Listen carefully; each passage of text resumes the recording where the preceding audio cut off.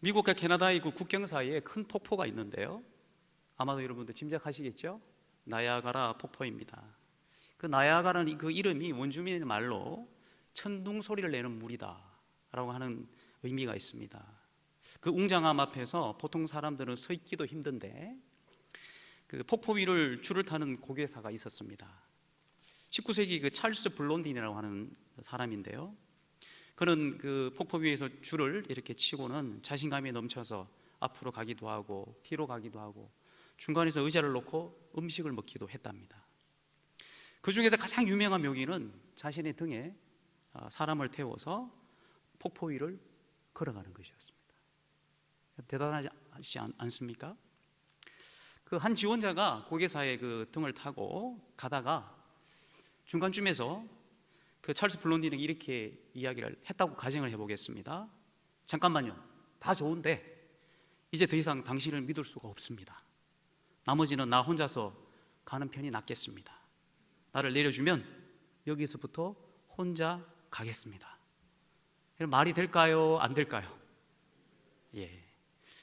많은 사람들은 그 사람을 일컬어서 참 바보다라고 이야기할 것입니다. 오늘 이 갈라디아서에 나오는 이 갈라디아 교회가 참으로 이러한 혼란이 있었다고 하는 점을 우리가 주목해 볼 필요가 있습니다. 1절의 말씀을 함께 읽어보시겠습니다. 갈라디아서 3장 1절의 말씀, 성경을 잘 펴놓으시고 또 여러 갈라디아서에서 여러 군데를 좀 찾아서 읽어볼 것이기 때문에 함께 말씀을 읽으면 좋겠습니다. 1절 말씀 시작. 어리석도다 갈라디아 사람들아, 예수 그리스도께서 십자가에 못 박히신 것이 너희 눈앞에 밝히 보이거늘 누가 너희를 꾀더냐.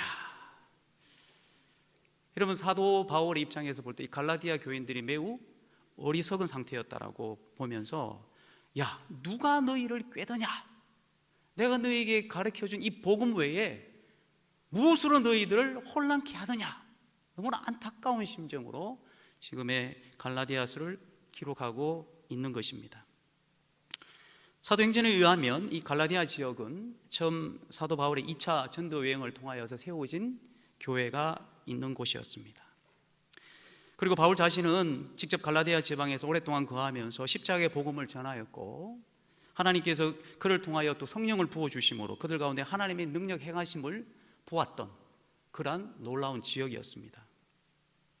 그 이후에 사도행전 16장에 보면 또 강력한 성령의 역사가 나타난 사실을 기록하고 있습니다.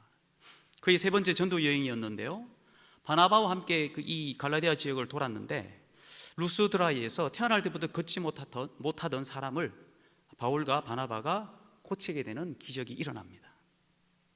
그래서 갈라디아인들은 이 바나바를 제우스라고 이야기하고 바울을 헤르메스라고 칭했습니다. 이 헤르메스는 제우스의 아들이자 전령을 말합니다.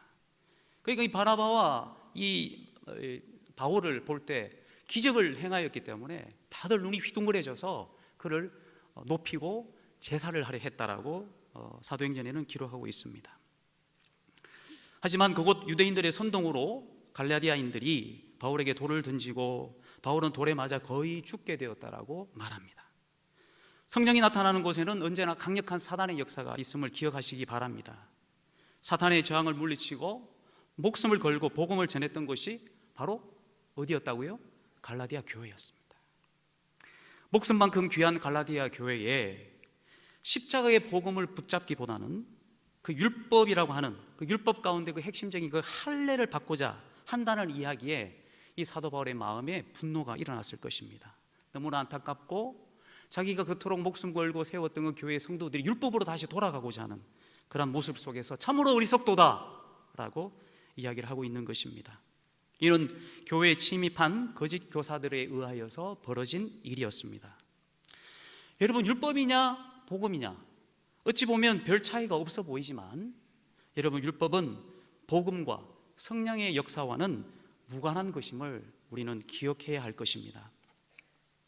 그렇다면 여러분, 우리가 율법에 속한 자들, 율법의 행위를 강조하는 자들의 결말은 어떠할지 우리는 한번 살펴보았으면 합니다.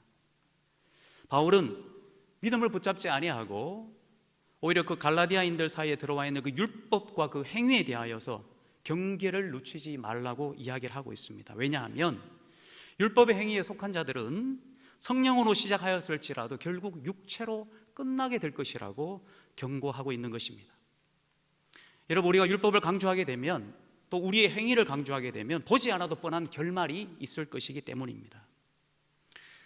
그래서 여러분, 우리가 갈라디아서 5장에 보면 여러분, 육체로 마치는 것은 성령의 열매와 반대되는 육체의 일들이라고 소개하고 있습니다. 물론 여기서 여러분 육체의 일들이 무엇인지를 자세하게 살펴보지는 않겠지만, 결국에는 우리는 율법의 행위에 속한 자들의 그 결론이 무엇이냐면 육체에 해당되는 그 일의 결말을 볼 수밖에 없다는 점을 사도 바울은 강조하고 있는 것입니다. 10절의 말씀을 읽어보면 너희들이 율법에 거하였을 때 어떠한 상태인지를 분명하게 다시 경고하고 있는데요, 여러분 갈라디아서 3장 10절의 말씀 우리 같이 한번 읽어보시겠습니다. 시작. 무릇 율법 행위에 속한 자들은 저주 아래에 있나니 기록된 바 누구든지 율법책에 기록된 대로 모든 일을 항상 행하지 아니하는 자는 저주 아래에 있는 자라 하였음이라. 여러분, 율법을 강조하면 강조할수록 자유함이 있어야 되는데 그렇지 않다라는 것입니다. 오히려 율법의 어디에? 무엇에? 저주 아래에 거할 수밖에 없다라고 말씀하고 있는 것입니다. 어느 누구도 율법과 그 행위대로 살라고 강조는 할 수 있지만 그 어느 누구도 율법을 제대로 행한 이가 없다고 하는 사실을 우리는 알아야 합니다. 따라서 우리는 모든 사람들이 율법을 행하려고 노력할수록 우리의 행위로 무엇인가를 하나님을 기쁘시게 해야 되겠다라고 생각하면 생각할수록 우리는 올무에 빠지게 되는 것입니다. 그것이 율법의 저주라고 하는 것입니다. 저주는 여러분, 우리가 알게 모르게 율법의 영향 아래에 거할 수밖에 없다라고 하는 점을 지적하고 있습니다. 율법 아래에 살고자 하는 자들은 율법의 저주에 걸려 있는 것입니다. 아마도 우리 성도 여러분들 중에 차가 있으신 분들은 이제 서울에 가기 위해서 여러 가지 이제 방법들을 강구하시겠지만, 주로 여러분 분당 수서간 고속가도로를 타고 여러분 가신 분들이 있으시죠? 어느 한 분이 이제 차를 가지고 이제 서울에 가시기 위해서 이제 그 분당 수서간 고속가도로를 탔는데 평소와 다르게 차가 엄청나게 많이 밀리는 것입니다. 왜 이럴까? 서다 가다 계속해서 반복을 하고 난 뒤에 결국에는 그 정체의 원인을 알게 되었습니다. 어느 한 지점에서 버스가 과속을 하다가 가드레일을 받고 10중 추돌 사고가 난 것입니다. 이거는 가정입니다, 여러분들. 여러분, 운전을 하다가 이게 계속해서 정체가 되는데 그 이유를 알 수 없는 것이죠. 그런데 알고 보니까 과속해서는 안 될 그 구간에 누군가가 과속을 해서 결국에는 그 도로 전체가 마비에 걸리게 되는 상황에 직면하게 된다는 것입니다. 본인의 차뿐만 아니라 모든 차들이 꼼짝 달싹하지 못하는 것, 이것이 여러분 마치 우리가 교통법규를 잘 지키지 아니하면 자신뿐만 아니라 모든 사람들이 그 도로 안에서 정체하고 그 속에서 어쩔 줄 몰라 하는 것과 같은 그런 어려움과 불편함을 감수할 수밖에 없다고 하는 것, 이러한 원리가 바로 이 율법을 행하고자 하는 자들에게 주어지는 율법의 저주라고 하는 것입니다. 이처럼 사람은 그 율법을 범함으로써 자신뿐만 아니라 모든 사람이 율법을 범하는 대가를 치르게 되어 있습니다. 성경에서는 율법을 통하여 우리에게 말씀을 하고 있습니다. 모든 사람은 죄를 범하였음에 하나님의 영광에 이르를 수 없노라고. 여러분, 나 혼자 잘한다고 되는 것이 아닙니다. 우리는 모두 죄성 가운데 있기 때문에, 또 우리의 죄됨 때문에 여러분, 나 한 사람이 열심히 무엇인가를 하려고 발버둥 치지만 여러분, 우리는 율법의 저주 가운데 있기 때문에 우리는 어쩔 수 없이 그러한 저주 가운데 거할 수밖에 없는 것입니다. 즉, 우리는 죄를 범하였음에 하나님의 그 영광에 이르를 수 없는 존재인 것입니다. 따라서 어느 누구도 율법의 행위를 지킴으로써 구원받게 된다, 너희가 할례를 받음으로써 온전한 그리스도인이 된다라고 하는 주장은 거짓 주장인 것입니다. 이것을 한마디로 율법주의라고 말을 합니다. 사실 바울도 예수 그리스도를 믿기 전에는 누구보다도 유대교에서 말하는 율법의 행위들과 그 조상의 전통에 대하여서 열심을 내었던 인물이었습니다. 누구보다 율법을 열심으로 지키고자 했던 사람이었습니다. 하지만 그는 예수 그리스도를 알고 난 뒤에 그 자신이 갖고 있는 모든 경력과 그의 경험들을 다 배설물로 여기노라고 말하고 있습니다. 무엇 때문입니까? 왜 그는 그가 알고 있는 그 열심을 배설물로 여기노라고 말할 수밖에 없었을까요? 그것은 그 율법을 행함으로 인하여서 자신을 거룩하게 해줄 수 없다는 사실을 경험을 통하여서 알았기 때문입니다. 무엇인가 종교적인 행위들을 또한 그러한 열심들을 내는 것을 종교적인 형식주의에 빠지게 한다는 사실을 우리는 기억해야 합니다. 율법의 행위에 대한 강조는 외식으로 흐를 수밖에 없습니다. 예수님께서 왜 바리새인들을 향하여서 분노하셨을까요? 그것은 바로 바리새인들의 외식 때문이었습니다. 외식이란 당시에 그 배우들이 가면을 쓰고 연극을 했던 것처럼 전혀 다른 그 캐릭터의 역할을 하고 있는 그 자신은 그 원래의 자신의 모습과 전혀 다른 것을 의미하고 있습니다. 그래서 그것을 외식이라고 말하는 것입니다. 자신의 원래의 모습과 전혀 다른 것을 연기하는 것, 종교적으로는 굉장히 심각한 문제인 것입니다. 내가 예수를 믿는다고 하지만 우리의 삶과 우리의 내면은 전혀 다른 모습으로 나타난다면 그것이 외식인 것입니다. 예수님께서 보실 때에는 그것은 거룩한 모습인 양 꾸며진 듯 하지만 내면의 변화가 없는 회칠한 무덤에 불과한 것입니다.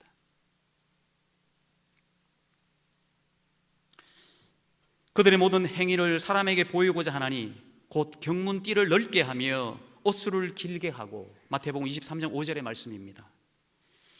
유대인들이 율법의 말씀을 적은 그 두루마리를 그 이마에 부착하는 상자, 즉 그것을 경문이라 하는데요, 그 경문을 이마에 붙이고 또 기도할 때마다 그 옷의 끝에 옷수를 달고 기도하는 그러한 장식을 가지고 하나님 앞에 나아가지만 하나님께서 보실 때에는 그것은 사람에게 보이기 위한 형식주의라고 하는 점을 지적하고 있는 것입니다.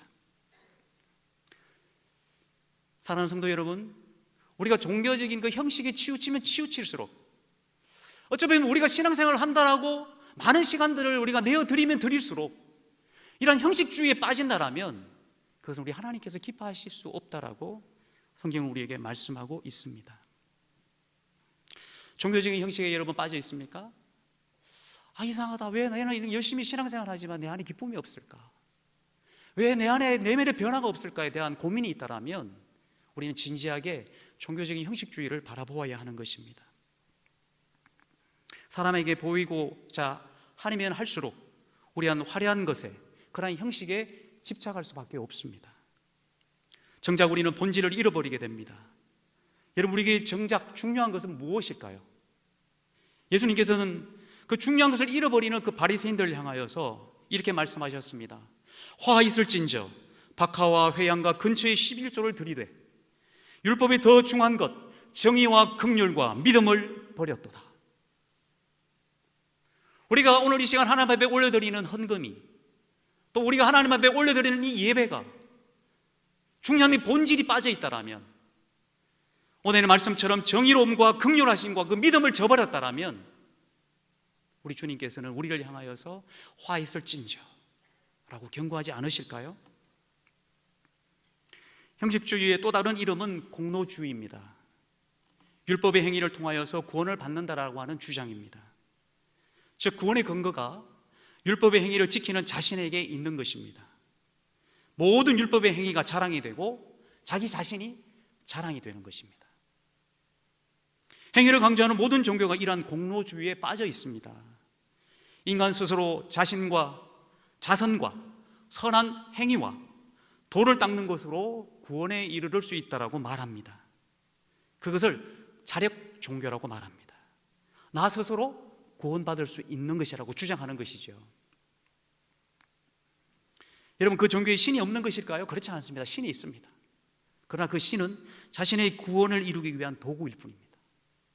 내가 잘 되기 위해서, 내가 구원받기 위해서, 내가 복을 받기 위하여서 그 신을 잠깐 이용하는 것입니다. 그것이 많은 종교 가운데 침투해 있는 자력구원입니다. 스스로의 힘과 노력으로 구원을 받을 수 있다고 여러분 생각하십니까? 율법의 행위를 강조하면 강조할수록 그것은 육체로 끝나게 되어 있습니다. 왜냐하면 육체는 자랑을 의미합니다. 바로 그 중심에 할례가 있었던 것입니다. 갈라디아서 6장 13절의 말씀 우리 한번 찾아 읽겠습니다. 갈라디아서 6장 13절 같이 말씀을 읽겠습니다. 시작. 할례를 받은 그들이라도 스스로 율법은 지키지 아니하고 너희에게 할례를 받게 하려 하는 것은 그들이 너희의 육체로 자랑하려 함이라.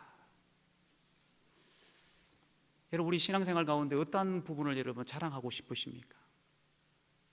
여러분의 직분입니까? 아니 여러분의 신앙적 연수입니까? 아니면 다른 사람과 뭔가 다른 종교적인 열심입니까? 무엇이 여러분에게 자랑이 됩니까?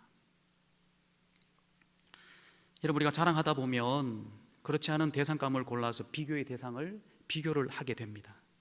소위 상대방을 자신의 사냥감으로 삼아서 자신의 영적 우월함을 증명하고자 합니다.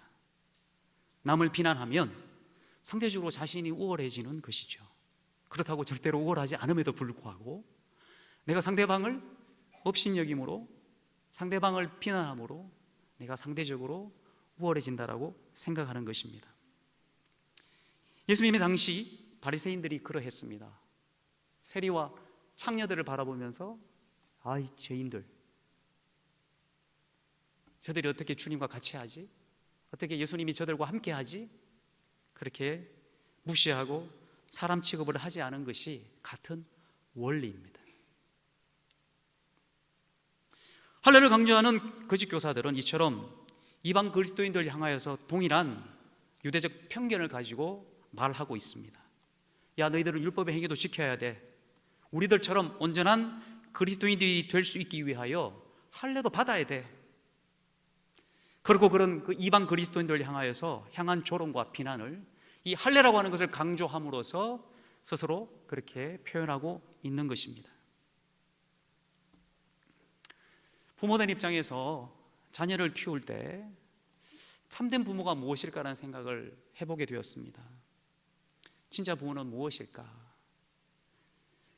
자녀의 허물이 있을 때 그 허물을 책망하고 꾸짖는 것이 진짜 부모일까? 저는 그렇지 않다라고 생각합니다.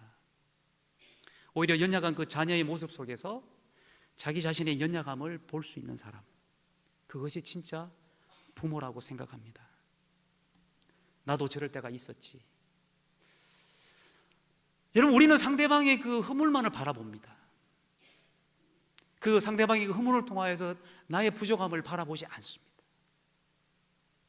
그것이 공로주의이고 그것이 율법을 행하는 자의 결함입니다. 자녀의 허물보다 긍휼과 자비의 마음으로 자녀를 바라보는 것이 부모의 마음이 아니겠습니까? 더불어 우리의 신앙의 연수가 더하면 더할수록 연약한 성도들을 바라볼 때 나도 저럴 때가 있었지 라고 마음으로 고백할 수 있기를 주의 말씀으로 축복합니다. 여러분, 주변 옆에 있는 우리 성도들 얼굴 한번 바라보십시오. 얼굴만 바라보십시오. 다른 말씀 하지 마시고, 그리고 하나님 앞에서 이렇게 한번 고백해 보십시오. 말로 아니라 마음으로 이렇게 하는 겁니다. 나도 그랬었지. 입으로 하지 말고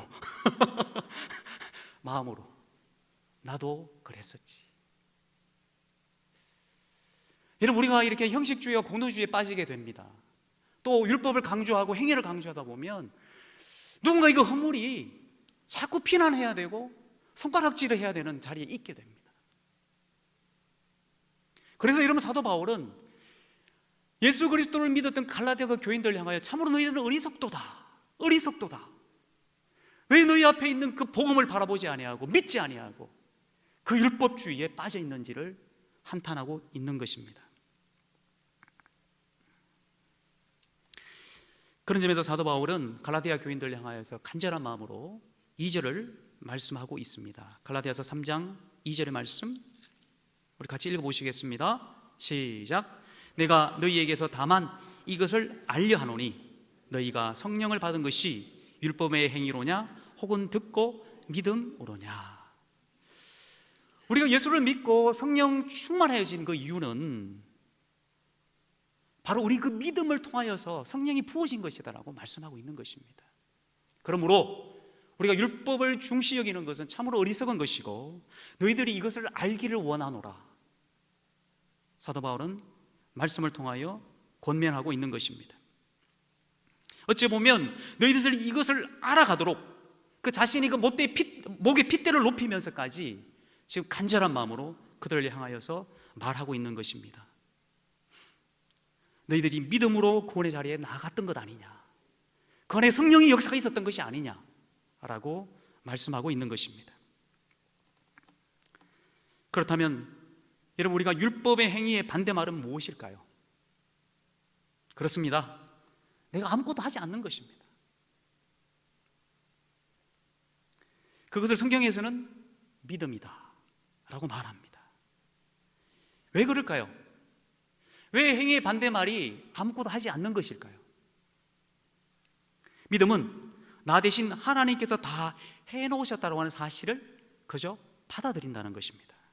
우리의 구원은 인간의 행위에 근거하지 않고 오직 하나님께서 나를 사랑하사 나를 대신하여 다 해놓으셨다고 하는 것을 받아들이는 것입니다. 종교개혁자였던 루터는 여러분들이 율법과 복음 사이를 옳게 분별하는 사람이야말로 하나님께 감사하라라고 이야기를 했습니다. 그는 계속해서 이렇게 이야기를 하고 있습니다. 율법은 이것을 하라고 말하는 데 비해 복음은 그리스도께서 그것을 모두 해놓으셨다라고 말한다. 동의하십니까?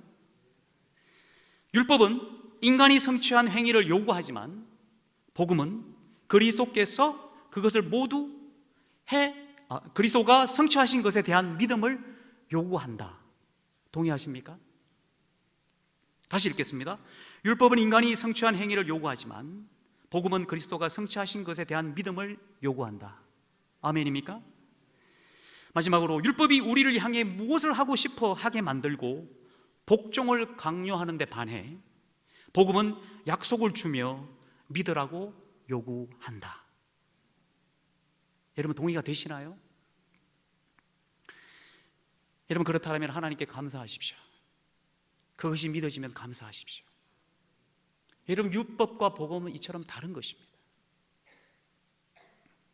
바울은 아브라함의 예를 들어서 쉽게 우리들에게 설명하고 있습니다. 결국 우리의 구원은 믿음을 통해서임을 설명하고 있는 것입니다. 6절과 7절의 말씀 우리 한번 읽어보시겠습니다. 갈라디아서 3장 6절과 7절 시작. 아브라함이 하나님을 믿음에 그것을 그에게 의로 정하셨다 함과 같으니라. 그런즉 믿음으로 말미암은 자들은 아브라함의 자손인 줄을 알지어다. 아멘. 여러분, 하나님께서 창세기 15장에 보면 아브라함에게 나타나셨습니다.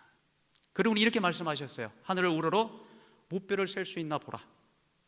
그에게 이르시되 내 상속자가 이와 같으리라.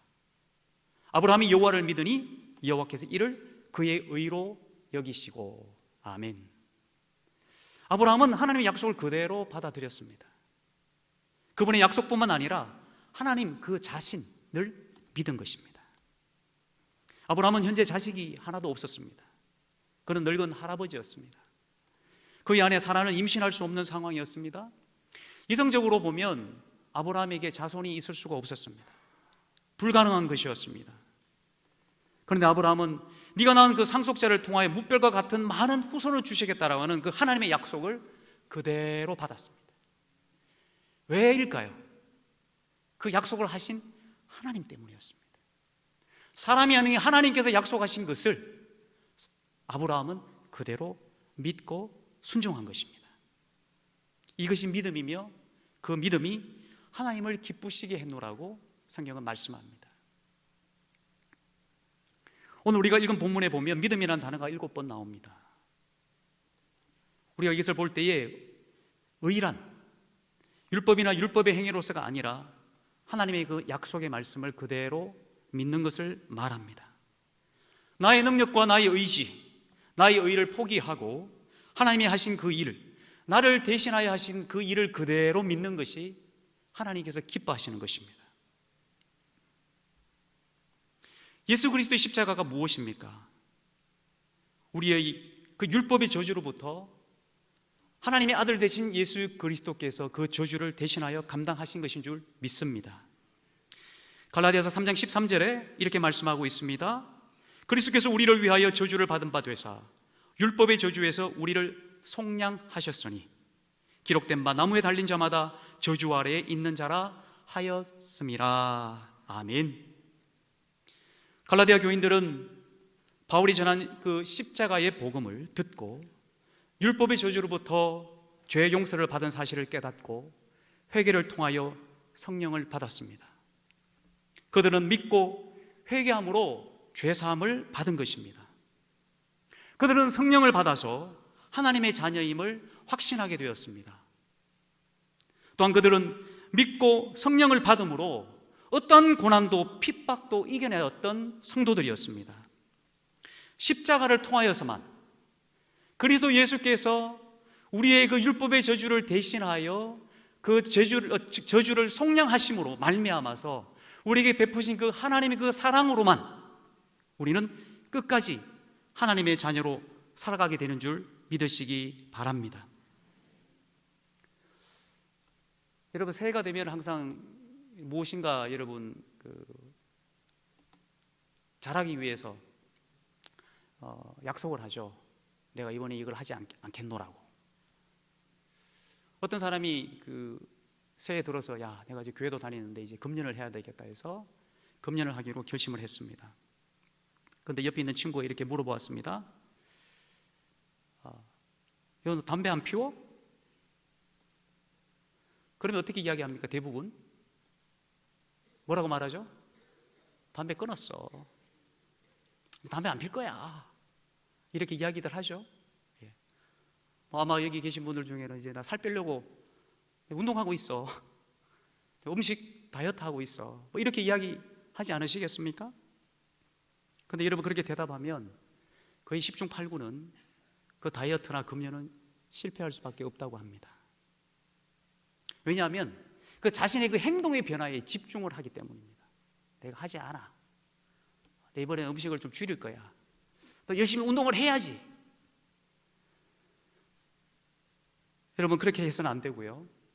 우리는 무엇이라고 이야기해야 되냐면 그런 질문을 했을 때 저는 담배를 피지 않는 사람입니다 라고 자기의 정체성을 이야기해야 됩니다. 나는 담배를 피지 않는 사람입니다. 담배를 끊었습니다 라고 말하는 것보다 나는 담배를 어떻게 해요? 피지 않는 사람입니다. 사람이 중요한 것입니다. 행동의 변화를 바라보지 마시고 우리의 정체성의 변화, 나의 내적인 변화, 내가 어떠한 존재인지를 바라볼 때야만이 거기 안에 놀라운 행동의 변화들이 나타나는 것입니다. 우리의 생각이 바뀌면, 우리의 존재가 바뀌면 우리의 행동도 바뀌어지게 되어 있습니다. 여러분, 우리는 하나님에 대해서 어떤 기대를 가지고 있습니까? 오늘 이 자리에서 여러분 하나님을 어떤 분으로 여러분 여기고 있습니까? 하나님에 대한 기대가 달라지면 우리가 오늘 드려지는 그 예배가 달라지게 될 줄 믿습니다. 내가 하나님의 자녀라는 사실을 인정하면, 내가 믿음으로 말미암아서 하나님의 자녀요, 내가 아브라함의 그 복을 누릴 자라고 한다는 사실을 우리가 인정한다라면 여러분들은 하나님의 자녀로 살아가게 될 것입니다. 사랑하는 성도 여러분, 여러분의 그 믿음은 구원받은 하나님의 자녀임을 인정하는 것입니다. 여러분의 어떠한 행위와 그 조건으로 내가 하나님 앞에 무엇인가 자녀됨의 모습을 보이려 하지 마십시오. 하나님 아버지는 여러분의 아버지가 되시기로 작정하셨습니다. 믿으십니까? 여러분들을 위해서 모든 것들을 다 해놓으셨습니다. 무엇보다 자신의 사랑하는 아들 예수 그리스도를 주시기까지 여러분들에게 율법의 저주 가운데 있는 모든 저주로부터 여러분들을 속량하셨고, 여러분들을 용서하셨고, 여러분들을 거룩하게 하실 것입니다. 여러분 스스로 저주 아래 있는 연약함을 바라보지 마시고, 여러분들이 그 저주를 끊으시고 아들 예수 그리스도를 이 땅에 보내셔서 십자가에 못 박게 하셨던 그 하나님의 사랑을 바라볼 수 있기를 바랍니다. 십자가에 못 박히신 예수 그리스도를 우리가 믿음으로 바라볼 때에 우리는 아브라함의 자녀가 될 뿐만 아니라 아브라함의 복을 누리게 될 줄 믿습니다. 오늘부터 여러분도 이렇게 선포하십시오. 나는 하나님의 자녀이다. 하나님이 그토록 사랑하심으로 자신의 그 아들까지도 내어주시기를 아까워하지 아니하셨던, 그 아들을 십자가에 못 박기까지 나를 사랑하셨던 하나님의 자녀이다라고 선포하십시오. 그리고 나는 그 아브라함의 그 복, 하나님께서 약속하셨던 그 아브라함에게 주셨던 그 복을 나는 누릴 자라고 선포하십시오. 오늘 옆에 있는 성도들에게 이렇게 말씀하셨으면 좋겠습니다. 당신은 믿음으로 구원받은 하나님의 자녀입니다. 한번 인사하십시오. 자, 한 분에게 더 인사하겠습니다. 당신은 믿음으로 구원받은 하나님의 자녀입니다.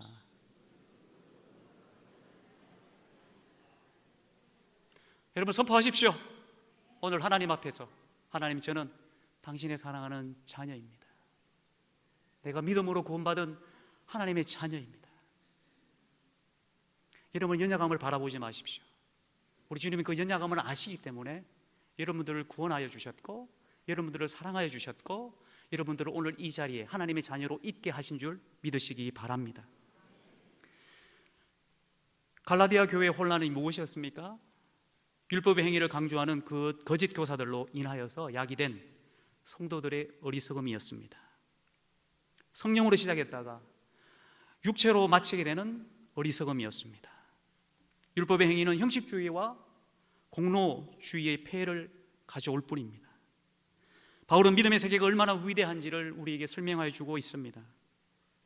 여러분, 세상 속에서 종교적인 다원주의와 또 교회 내 여러 가지 많은 혼란들과 여러분의 삶의 그 위태로움 가운데 십자가의 복음을 붙잡을 수 있기를 주의 이름으로 축복합니다. 그 십자가만이, 그리고 십자가를 우리가 믿음으로만이 우리의 삶이 견고하여지게 될 것입니다. 꿈과 사랑의 교회 성도 여러분, 율법과 복음이라는 차이에서 애매한 태도를 보이지 마십시오. 복음을 굳게 붙잡으십시오. 십자가에 달리신 예수 그리스도, 십자가에 못 박히신 하나님의 아들 예수 그리스도, 그 십자가만을 바라보십시오. 그 십자가의 복음만을 붙잡으십시오. 그 십자가를 우리가 믿고 나아갈 때 우리는 하나님의 자녀로서 그 하나님의 그 복, 약속하신 그 아브라함의 그 자녀의 복을 누리게 될 줄 믿습니다.